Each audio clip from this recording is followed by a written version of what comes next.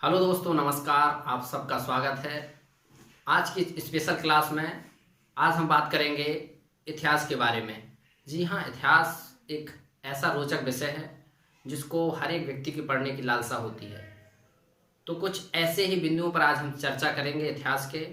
इतिहास में हम यदि देखें तो इतिहास तो पूरी दुनिया है, सबका अपना अपना इतिहास है। लेकिन हम जिस देश दुनिया में रहते हैं वो भारत है, और भारत का इतिहास हमारे लिए महत्वपूर्ण होता है, क्योंकि जो एग्जाम में इतिहास आएगा वो भारत के ही इतिहास से ओरिएंटेड होगा। तो आज हम लोग बात करेंगे भारत के इतिहास के बारे में। इतिहास का मतलब होता है जो पुराने समय में, प्राचीन काल में जो घटनाएं घटित हुई हैं, उन घटनाओं को हम एक क्रमबद्ध तरीके से पढ़ें, उनको समझें कि पूर्व में जो घटनाएं हुई वो किस प्रकार हुई और उन घटनाओं के पीछे कारण क्या थे। बस इतिहास जानने के पीछे इस सबसे बड़ा कारण होता है। तो आज हम देखेंगे कि इतिहास कैसे कैसे माध्यमों से, जो इतिहास के पॉइंट हैं, हम लोग इतिहास पढ़ते हैं, इनको विभिन्न माध्यमों के द्वारा इकट्ठा किया जाता है, विभिन्न स्रोतों के द्वारा इसको इकट्ठा किया जाता है। फिर उनके ऊपर विभिन्न प्रकार के खोज होती हैं, उनके ऊपर आविष्कार होते हैं, उनके अन्वेषण होते हैं, उसके बाद उससे निकल करके पॉइंट आते हैं। तो आज हम लोग इसी पॉइंटों पर चर्चा करेंगे कि सबसे पहले जो भारतीय इतिहास के जो स्रोत हैं, मुख्यतः 3 स्रोत हैं। पहला स्रोत है हमारा पुरातात्विक स्रोत। जो पुरातत्व, जो पुरा मतलब तत्व, पुरा मतलब प्राचीन तत्व, जो पृथ्वी के नीचे जो पुरातत्व है, जो तत्व प्राप्त हुए हैं, उसको पुरातात्विक कहेंगे। वो पुरातात्विक मतलब उसमें आप देखेंगे कि विभिन्न प्रकार की मृतभांड होंगे, स्मारक होंगे, अवशेष होंगे, आभूषण होंगे, औजार होंगे, आदि आदि। इसमें जो पुरातात्विक स्रोत है ये सबसे महत्व रखता है ज़्यादा, क्योंकि जो पुरातत्व चीज़ है उसमें यदि हम लोग देखेंगे तो पृथ्वी के नीचे जो चीज़ें मिलेंगी वो सबसे ज़्यादा पुरानी होंगी, क्योंकि वो, और उनके बाद उनका संरक्षण धीरे धीरे जो क्षति हो जाती है, उनमें टूटना, उनके विभिन्न प्रकार के जो पॉइंट्स हैं वो अपने आप से स्थिर नहीं रह पाते हैं, तो उनको पहचानना बहुत मुश्किल होता है। लेकिन यही एक माध्यम है जो बताते हैं कि कितने पुराने हैं। तो इसमें हम लोग देखेंगे जो हमारे पुरातात्विक स्रोत हैं उसमें सबसे पहले पुरावशेष। अवशेष भी पुराने और नए हो सकते हैं, तो उसमें सबसे पहले हम लोग देखेंगे पुरावशेष। इसमें सबसे पहले आता है मृत भांड। मृत भांड का मतलब होता है मृदा के बने हुए बर्तन। भांड मतलब बर्तन, मृत मतलब मृदा, मृदा से बने हुए बर्तन। क्योंकि आप लोगों ने देखा होगा, और अभी भी ग्रामीण जीवन में बहुत लोगों को आपने देखा होगा जो मिट्टी के बर्तनों का उपयोग करते हैं, तो वही ये बर्तन थे। और ये जो बर्तन थे काले और लाल, ज्यादातर 2 रंगों के देखे गए हैं, काले और लाल रंग के। इनका इसमें भी सबसे ज्यादा मात्रा में काले रंग के पाए गए हैं, लेकिन जो बर्तन देखे गए हैं पुरावशेष में, काले और लाल रंग के मृत भांड ज्यादा मिले हैं। इसके बाद हमारा अगला पॉइंट आता है स्मारक। जैसा कि आप जानते हैं कि किसी भी चीज को बहुत समय तक के लिए अपनी यादों के साथ संजो के रखना है, तो उसके लिए स्मारक बनाए जाते हैं, और उन स्मारकों पर किसी राजा विशेष, किसी घटना विशेष को अंकित किया जाता है। तो वही ये स्मारक थे। इनसे पता चलता है कि कितने पुराने समय की ये घटना है। इसके बाद हमारा आता है औजार। जैसा कि आप लोग आज भी देखते होंगे कि ग्रामीण जीवन में ऐसे कई प्रकार के औजार मिलेंगे जो पुराने समय में यूज किए जाते थे। ऐसे ही प्राचीन काल में भी औजार थे, कहीं पत्थर के बने हुए, पत्थर के बाद धीरे धीरे मानव विकास करता है, लोहे के बने हुए, लोहे के बाद भी विकास करता है, और भी विभिन्न धातुओं के बने हुए औजार, और ये औजार मिलते हैं। इसके बाद हम लोग देखेंगे आभूषण। आभूषण से आप अच्छी तरह से परिचित होंगे। आभूषण का मतलब होता है ऐसी वस्तु जो किसी भी व्यक्ति की सुंदरता को बढ़ाए। आभूषण मतलब उसकी सुंदरता को बढ़ाने वाले, ऐसे ही आभूषण मिले थे, और ये आभूषण अवशेष के रूप में मिलते हैं। ये पूर्णतः आभूषण के रूप में जैसे हम लोग पहनते हो नहीं, कुछ इनके अवशेष मिले हैं। इसके बाद हमारा अगला पॉइंट आता है मूर्ति कला। जी हाँ, जानते हैं आप मूर्ति कला, मूर्ति को बनाने की कला को मूर्ति कला बोलते हैं। और ये मूर्तियां, जैसे कि प्राचीन काल में आपने देखा होगा कई ऐसे मंदिर हैं कि बहुत पुराने हैं, तो वहाँ पर जो, जैसे कहें कि वैदिक काल से ही पूर्व जो मूर्ति कला का प्रचलन हो गया था, और उस मूर्ति कला जो देखेंगे हम लोग, उससे उस काल खंड की जानकारी मिलती है। तो ये था हमारा पुरावशेष के बारे में जानकारी। उसके बाद हम लोग देखेंगे पुरालेख। जो पुरा लेख होता है, पुरा मतलब प्राचीन, लेख मतलब लिखित कोई चीज, पुराने लेख। पुरा लेख जो होंगे वो सबसे ज्यादा जो प्राचीन लेख होते हैं पुरालेख के रूप में मिलते हैं, और उसमें सबसे ज्यादा महत्वपूर्ण होता है अभिलेख। अभि मतलब लिखा हुआ अभिलेख, वो भी हाथ से लिखा गया अभिलेख होता है। दूसरा होगा हमारा शिलालेख। शिला मतलब किसी बहुत बड़ी पत्थर की शिला पर इस सबसे जो स्तंभ लेख है इसको लिखा जाता है। किसी बड़ी शिला पर उस समय काल की घटना को लिख दिया जाता है, जिससे जानकारी मिलती है कि कितना पुराना शिलालेख है। अगला हमारा पॉइंट है स्तंभ लेख। स्तंभ मतलब कोई खड़ी हुई वस्तु, लोहे की हो सकती है, पत्थर की हो सकती है, मिट्टी की हो सकती है, ऊंची रहेगी और उसके ऊपर विभिन्न प्रकार की घटनाएं, विभिन्न प्रकार के राजाओं का वर्णन किया जाता था। इसमें हमारा अंतिम पॉइंट होगा गुहा लेख, या जिसको गुफा लेख बोलते हैं। जैसे आप लोगों ने गुफा देखी होगी, पढ़ते हैं, जैसे कि शेर गुफा में रहता है और भी कई जानवर गुफा में रहते हैं, ऐसे ही गुफाएं थी। उन गुफाओं के अंदर जैसे अजंता एलोरा की गुफाएं हैं, उनके अंदर विभिन्न प्रकार के लेख मिले हैं।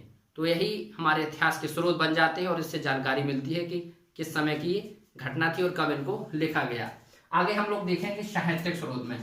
जो हमारा इतिहास के स्रोत में दूसरा पॉइंट था साहित्यिक स्रोत। आप किसी भी समाज देश में जाएंगे कि वहाँ का साहित्य उस समय की वर्तमान परिस्थिति को परिलक्षित करता है, बताता है कि उस समय का समाज कैसा था, उस समय किस प्रकार की प्रथाएं थीं, उस समय समाज में विभिन्न प्रकार की रूढ़ियाँ क्या क्या थीं। तो ये सब बताते हैं हमारे साहित्यिक स्रोत। साहित्यिक स्रोत में हम लोग देखेंगे, इसमें दो पॉइंट हैं, धार्मिक और धार्मिकतर साहित्य। मतलब जो धार्मिक रूप से लिखे गए थे उनको धार्मिक बोलेंगे, और जो धर्म से हटकर समाज के कार्य के लिए लिखे गए थे उसको धर्मेतर बोलेंगे। जो धार्मिक साहित्य है उसमें भी दो पॉइंट बनाए गए हैं, ब्राह्मणों से संबंधित और अन्य धर्म से संबंधित। जो ब्राह्मण धर्म था, जैसा कि हम लोग अपने आज हिंदू समाज के लोग पढ़ते हैं, उसमें सबसे पहले वेदों की रचना होती है। जैसा कि आप जानते हैं वेद 4 होते हैं। वेद कितने होते हैं? 4। जो 4 वेद होते हैं, ऋग्वेद, यजुर्वेद, सामवेद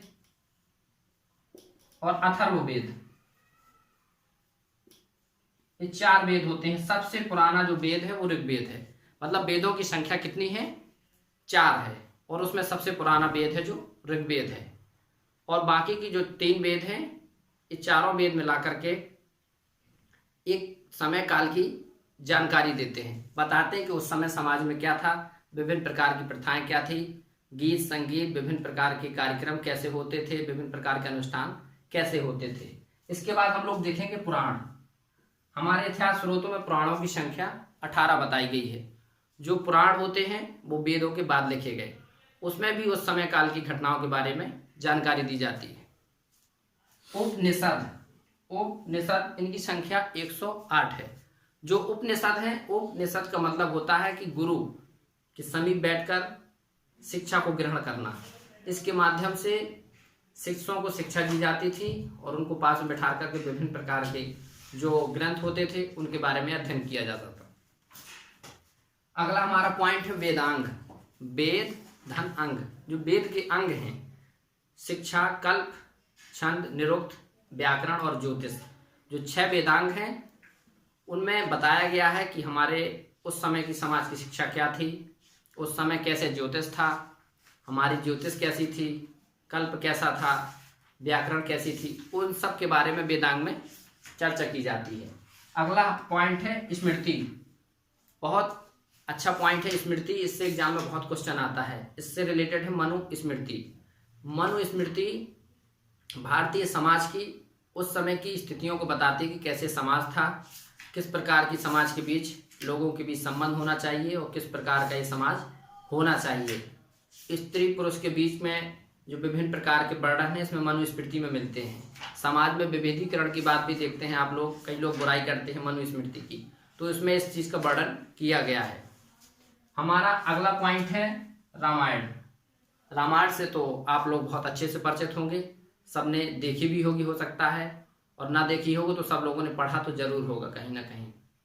रामायण जो हिंदू समाज का एक पवित्र ग्रंथ है, एक महाकाव्य है। इसको सब लोग बड़े सम्मान के साथ देखते हैं। इसमें मर्यादा पुरुषोत्तम भगवान श्री राम, बजरंगबली जैसा कि भगवान थे, हनुमान जी, माता सीता और भी विभिन्न प्रकार के किरदार हैं, विभिन्न प्रकार के पात्र हैं, उनके बारे में जानकारी दी जाती है। उस समय समाज की क्या स्थितियां थीं, उस समय का समाज कैसा था, भाई और बड़े, छोटे और बड़े भाई के बीच कैसे संबंध होना चाहिए, पिता पुत्र के बीच कैसा संबंध होना चाहिए, समाज और राजा प्रजा के बीच क्या संबंध होना चाहिए, इस सब के बारे में रामायण में आपको अच्छे से देखने को मिलेगा।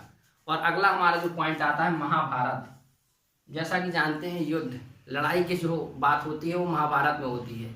महाभारत का मतलब होता है, हम लोग बोलते हैं क्यों भैया महाभारत कर रहे हैं क्या, महाभारत का मतलब होता है कि आपस में विभिन्न प्रकार की द्वेष भावनाओं को लेकर झगड़ने की बात इसमें दिखाया गया है कि राजा का शासन कैसे होना चाहिए, समाज में अन्याय के खिलाफ कैसे लड़ना चाहिए और कैसे एक स्त्री के द्वारा पुरुष पर लांछन लगाने से, अमर्यादित टिप्पणी करने से युद्ध जैसी घटनाएं हो जाती हैं। इसमें सब में समाज के बारे में बहुत अच्छे से बताया गया है।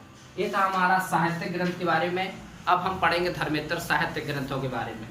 उसमें ये था कि अभी अन्य धर्म के बारे में थोड़ा सा देख लेते हैं। अन्य धर्म में सबसे पहले आता है हमारा जैन धर्म। जैन धर्म जिसके संस्थापक महावीर स्वामी थे, इनके जीवन पर विभिन्न प्रकार की जो ग्रंथ लिखे गए हैं उनके बारे में इनसे जानकारी मिलती है। दूसरा हमारा है बौद्ध धर्म। बौद्ध धर्म के संस्थापक महात्मा बुद्ध थे और इन्होंने समाज को, जैसे कहते हैं जीव हत्या, विभिन्न प्रकार की हत्याएं, समाज में अहिंसा, विभिन्न प्रकार की शांति से रहने की शिक्षा दी गई। इसमें हमारा अगला आता है ईसाई धर्म। जैसा कि आप जानते हैं ईसाई धर्म ईसा मसीह उसके संस्थापक माने जाते हैं और ईसा मसीह के जो शिक्षा हैं उसको ईसाई धर्म के लोग मानते हैं। उनकी जो पुस्तक है उसमें जो ग्रंथ है उनका बाइबल है। अगला हमारा है इस्लामिक धर्म। इससे भी जानकारी मिलती है कि उस समय के समाज में क्या गतिविधियां होती थीं, धार्मिक अधार्मिक संबंध समाज से कैसे थे, विभिन्न प्रकार के लोग कैसे आपस में रहते थे। और हमारा अंतिम जो पॉइंट होगा वो विदेशी यात्रियों का वर्णन।